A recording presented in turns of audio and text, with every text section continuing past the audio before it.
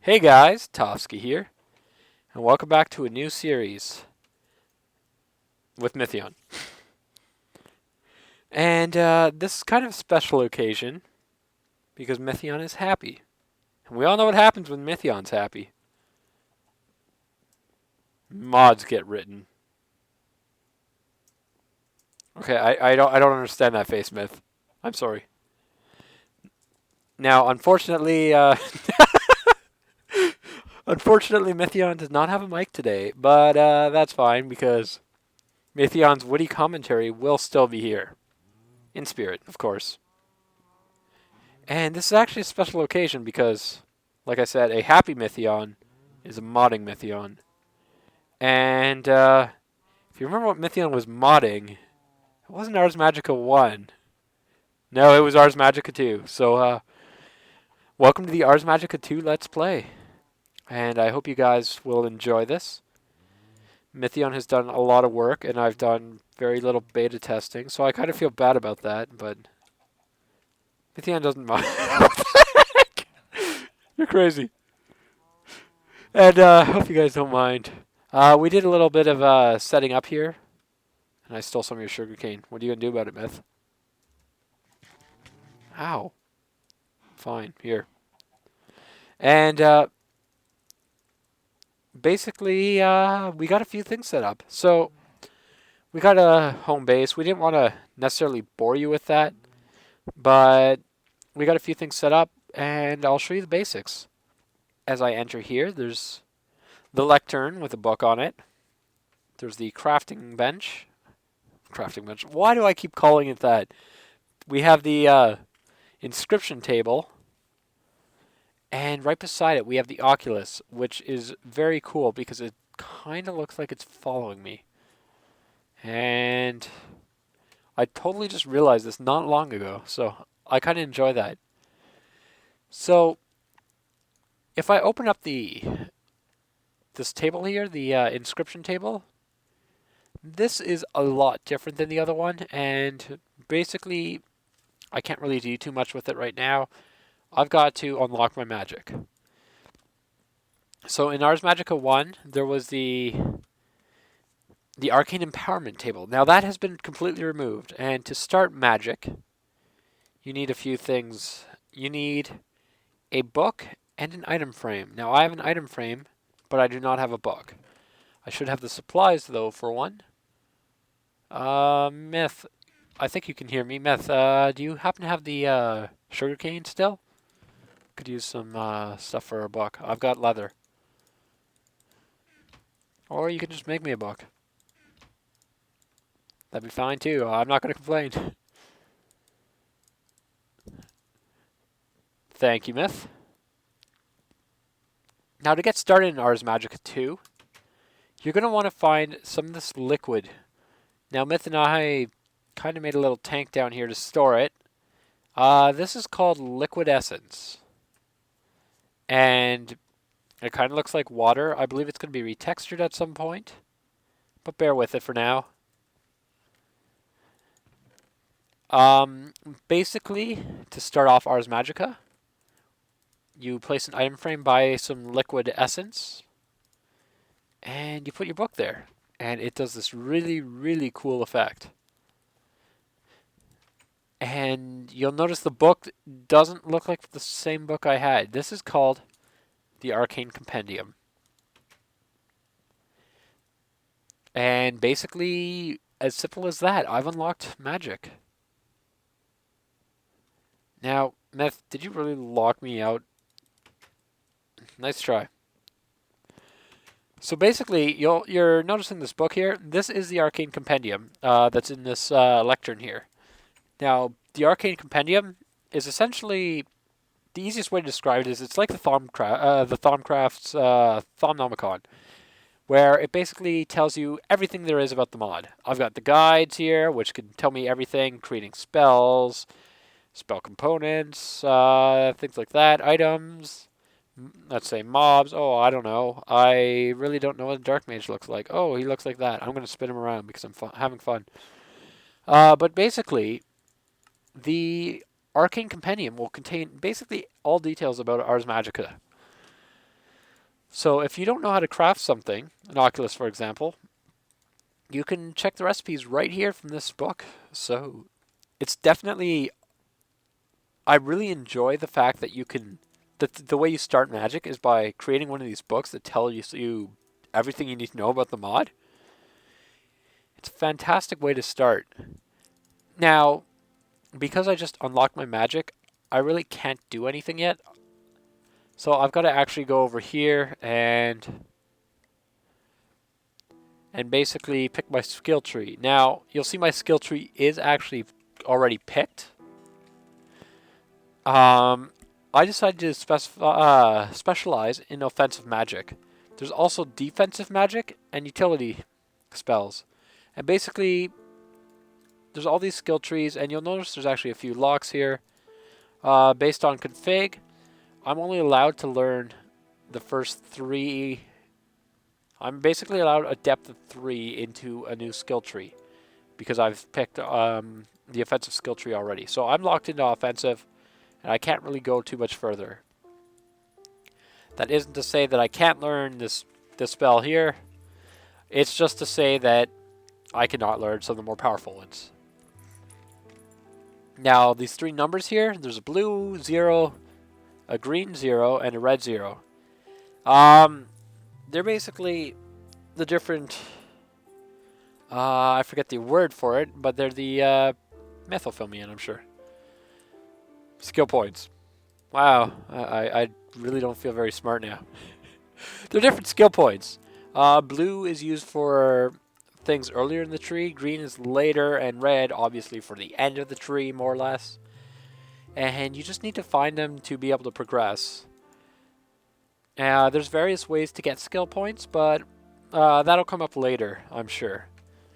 So you start off with 3. So I've picked a few things. I picked having a projectile, physical damage, and magic damage.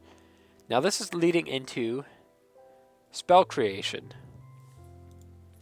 So I'm going to need a book that I can write in. Actually, yeah, I'm going to need a book that I can write in. Myth, are you still out there? I totally forget how to make one of those books. I'll try to make one now. Okay. Okay, I got a book. And I believe I need a quill, right? So just a feather. Are we out of feathers? Oh, thank you. And an ink sac, probably. Thank you. So, to start creating a spell, I need a book and quill. Myth has made plenty of these, as you may have noticed. So, basically, spells are made up of 3 things. You'll see these. There's 2 different things I can see here. There's a square here. There's an octagon here. And if I actually go back into the Oculus, you'll see there is a 3rd one. These diamonds.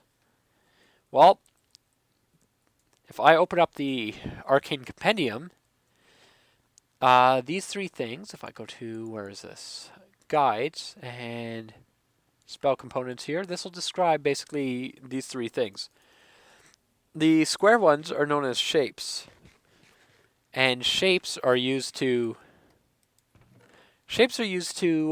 basically dictate how a spell targets something.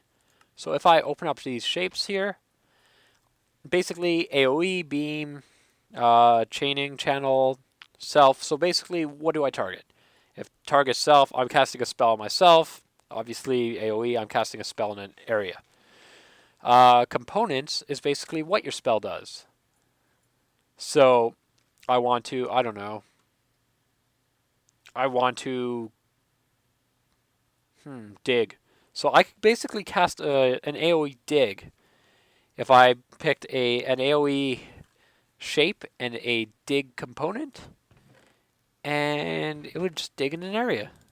Now, the modifiers, which is the diamond-shaped things, they basically can modify the effect of the component or shape. So, if I picked dig once again,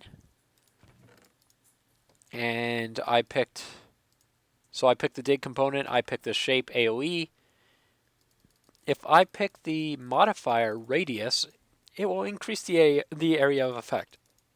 So basically, there is, well, you can see there's a large number of different components I can put in, plus there's quite a few shapes.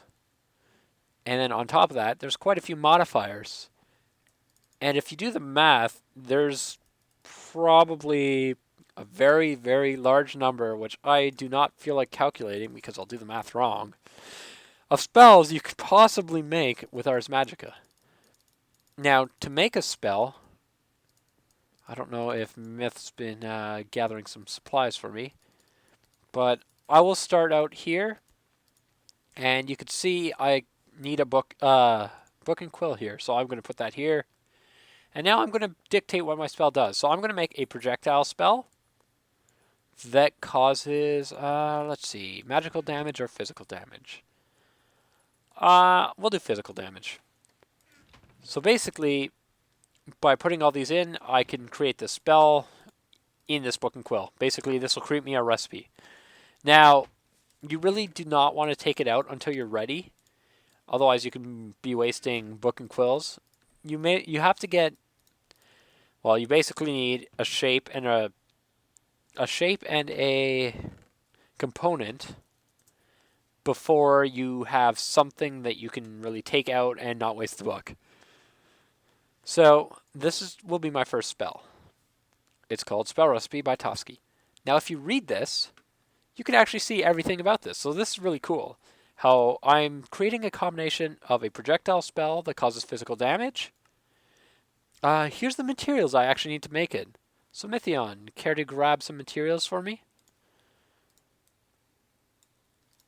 I need a few things. Now, the materials, I don't know if you can hear me, Myth. I need an iron sword.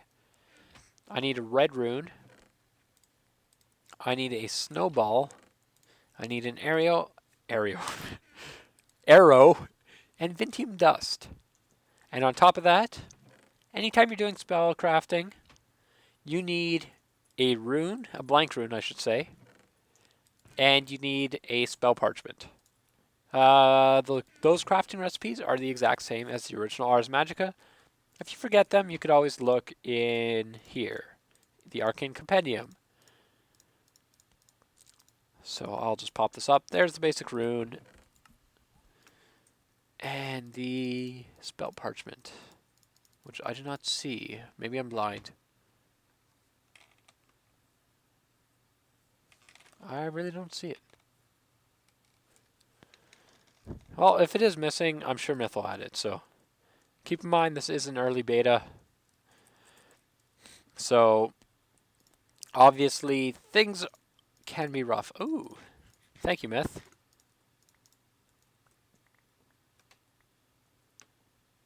And here's all my items. So I'm going to get on to it.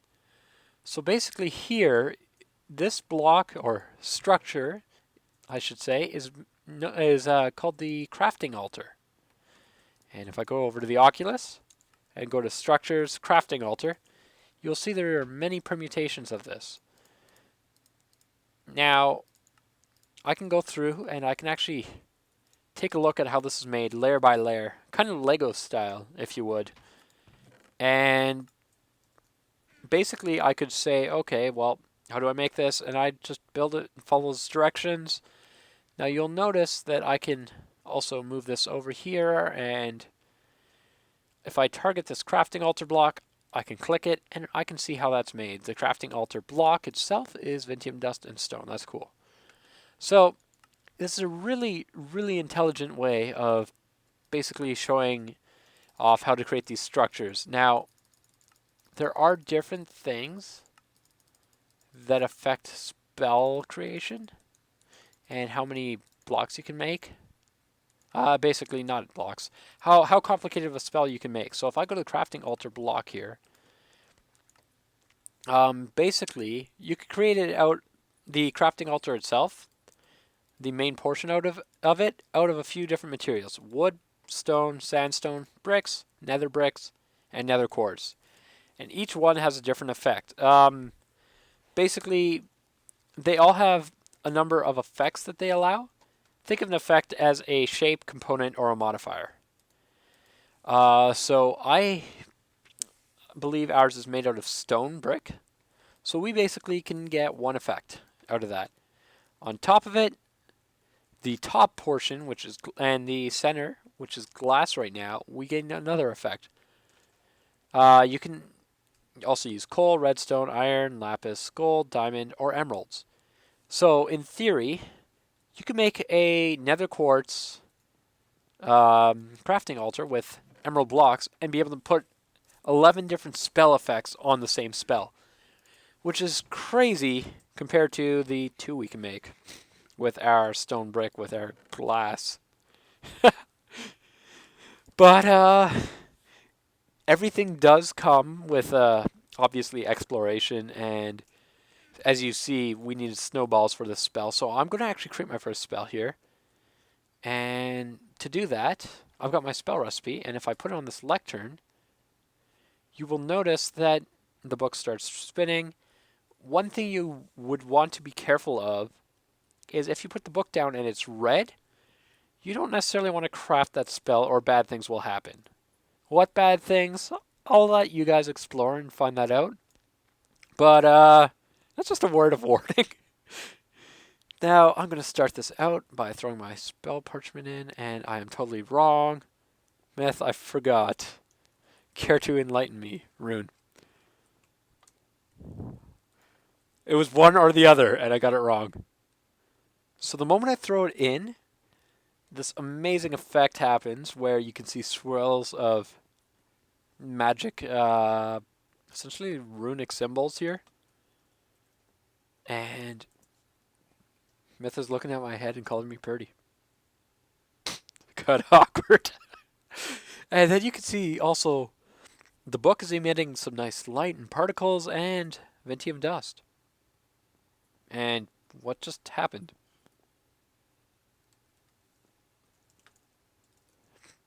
If I put the book down, I must have picked up the book. So apparently I'm going crazy. But basically this shows me what I need to put into the altar next. So here's the Mithion dust. And now I need the arrow. Let's put the arrow there. Snowball. The red rune. And now the iron sword. So basically I've thrown everything in that the book said. Now I need the spell parchment. And that creates my spell. So let me pick that up.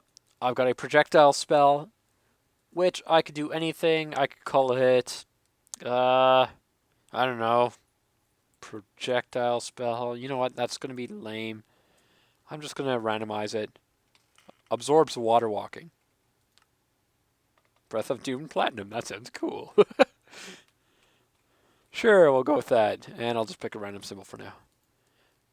So, here's my spell. And let's go test it out. See what it does. So you'll notice that the spell creation system basically allows for a ton of variety. And obviously the more complicated of a spell you create, the more you're going to need. Here's slime. But let me just fire this off a few times. And now you'll notice at the bottom of my screen, I've got this secondary bar. And what that is that's my magic experience bar. Now, the more often I cast, or I should say the more I cast, the more experience I gain. Now, you'll notice I'm actually taking breaks between casting. If you keep casting in quick succession, wow. Basically, your spell's going to be less and less effective, and you're going to gain less and less experience for it. So, basically, I guess that's the wrong word. Less experience, yeah. Basically, when you start out, though, your spells are less effective until you become more proficient with your magic. Correct, Mithion? So, as I start out, my spells will actually be weaker until I get a bit stronger, even though I'm using diminished casting. I mean, that's pretty cool. And you'll notice that I've already got like half a magic level. So in Ars Magica 2, as opposed to Ars Magica 1, levels are not based on experience, which is really a nice mechanic. So there are also a few different ores that you can get in Ars Magica 2. So we've collected a few things. We've collected Moonstone, Chimerite, Vintium Dust. You'll remember Vintium from Ars Magica 1. The blocks look a little different, but they're really cool looking. There's Blue Topaz as well. So there are a few additions, and they will all be found naturally occurring. And even if you create a world already in without Ars Magica, and if you wanted to add Ars Magica in the future, Mithion has even added an option where you can tell Ars Magica to basically generate ores in worlds that you've already got existing. So there's no excuse not to use it. So as I was saying about the liquid essence, this is what you'll find in the world. So this is a naturally occurring pool of liquid essence. This is basically what's under our house over there, except you can bucket it up. So Myth has a bucket of it right there, and I can just run around and say, yeah, I want to store it here, and basically you can use it for whatever you want.